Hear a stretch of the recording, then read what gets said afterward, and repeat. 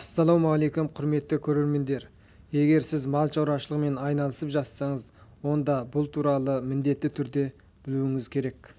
Ашатұяқ малдарда кездесетін аусыл туралы айтсақ, бірден көз алдымызға аузынан сілекей ағу, аузы улу, сулы бөртпелер, бақайының баздануы, желінің қолдырау сияқты ауру белгілері көз алдымызға елестейді. Ал сіз осы белгілердің басқа да ауруларда кездесетінін білесіз бе? Білмесеңіз, видеоны соңына дейін көріңіз. Видеоны бастамас бұрын арнаға жазылып, лайк басып, қазақ тілді YouTube арнаны қолдап, достарыңызбен бөлісуді ұмытпаңыз. Аусыл бұл қой сиырда болатын өткір жұқпалы індет. Сиыр түлігінің бұл індетке шалдығу мөлшері ең жоғары.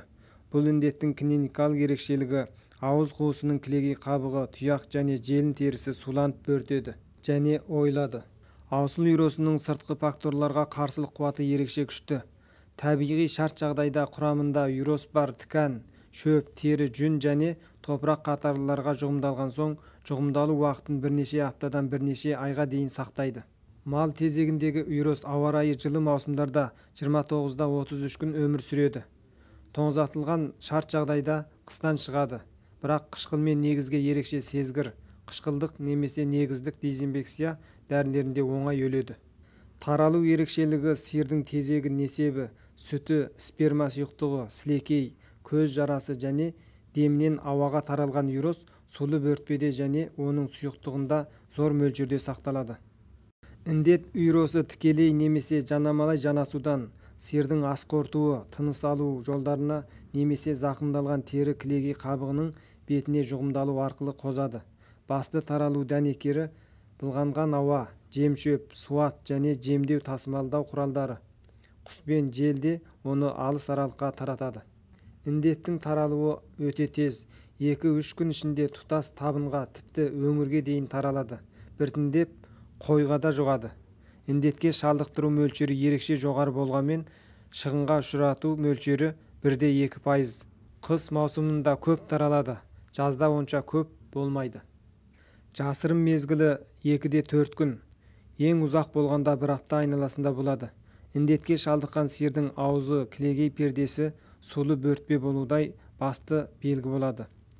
Аурудың алғашқы кезінде дене температурасы 40-41 цельсиусқа жетіп, сүлкіні түсіп, аузынан сілекей ағады.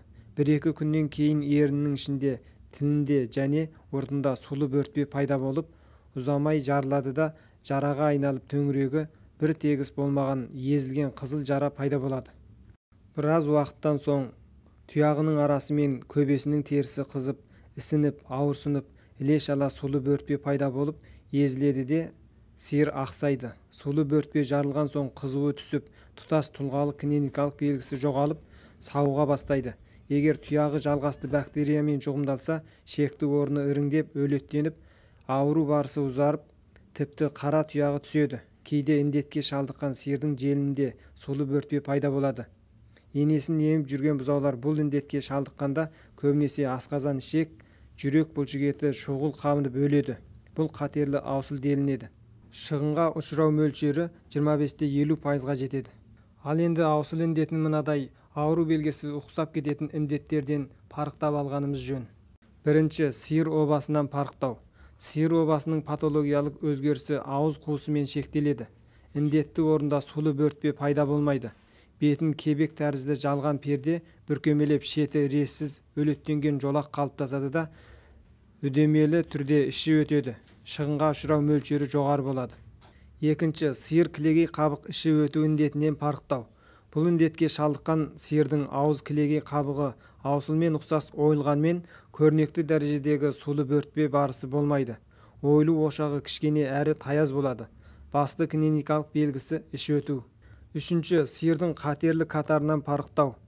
Бұл індет ауыз кілегей қабығы ойлудан сырт, мұрын кілегей пердесі мен мұрын айнасында да өлеттену барысы болады.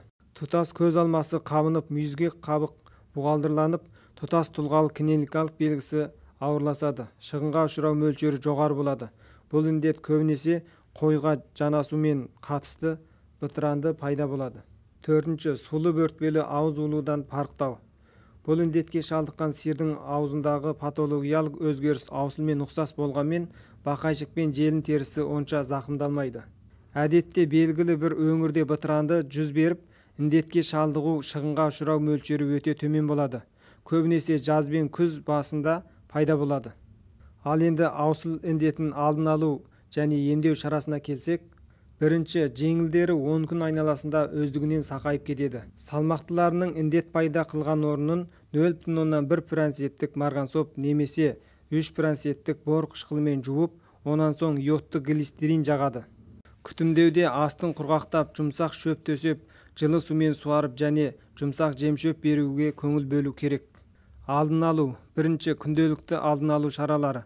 Бұл індет үнемі пайда болатын райондар мен қауіпті өңірлерде мемлекет шекарасында сиыр, қой қатарлы сезгір хайуанаттарға аусыл вакцинасын егу. Екінші, таралуын тізгіндеу шаралары. Бірінші, індет пайда болған орынды қатаң түрде карантиндеп, сол орында жою, таралып кетуінің алдын алу тиіс. Екінші, індет таралған өңірдегі сиыр, қойға тексеру жүргізіп, індетке шалдыққан сиыр, қойды сол орында емдеп сақайту керек. Үшінші, індет таралған өңірдің маңындағы немесе ішіндегі жұғымдалмаған сиыр, қойды дереу сырттан ішке қарай жалпы беттік вакциналау керек. Төртінші, осы індетпен былғанған қора-қопсыны, жем-шөп, құрал-сайман және қи-тезектерді 2 проценттік күйдіргіш сілтімен дезинфекциялап, залалсыздандыру керек. Мінекей құрметті көрермен, сіздер аусыл туралы және аусылдың ауру белгілерімен ұқсас келетін аурулар туралы білдіңіздер деп ойлаймын. Видео пайдалы болса, лайк басып, арнаға жазып, достарыңызбен бөлісуді ұмытпаңыз. Келесі видеода кездескенше сау саламат болыңыздар.